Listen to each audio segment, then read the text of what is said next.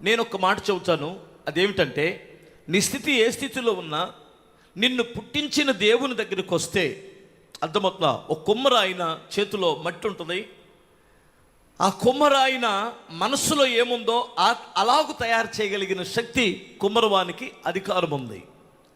నిన్ను దరిద్రుడని ఎవడు చెప్పగలడు? నువ్వు భ్రష్టుడు అయిపోయావని ఎవడు చెప్పగలడు? నువ్వు దరిద్రుడివే ఐశ్వర్యవంతునిగా మార్చగలిగిన సృష్టికర్త ఒక ఆయన ఉన్నాడు కదా. నీ స్థితిని నువ్వు మార్చుకోలేవు, కానీ నీ స్థితిని మార్చగలిగిన దేవుడు ఒక ఆయన ఉన్నారు. ఎబ్బేసు అనే ఒక వ్యక్తి తన సహోదరులందరికంటే హీనమైనటువంటి వాడుగా ఉన్నాడట. వేదన పుత్రుడు అనిపించుకున్నాడు. కానీ దేవుని చేతిలో పెట్టుకున్న తర్వాత తన జీవితాన్ని ఇశ్రాయేలు దేవుని గురించి మొర్రపెట్టిన తర్వాత తన సహోదరులందరికంటే గొప్పవానిగా చేశాడట. హల్లెలూయా! అర్థమవుతుందా?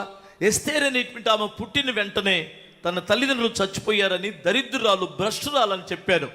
కానీ ఆమె తన జాతిని కాపాడగలిగినటువంటి ఒక ఉన్నతమైన స్థితిలోనికి దేవుడు హెచ్చించాడట. అంటే ఎవరైతే తీసివేయబడతారో, ఎవరైతే తోలనాడబడతారో వారిని హెచ్చించుటకు దేవుడు సర్వశక్తి గలవాడు.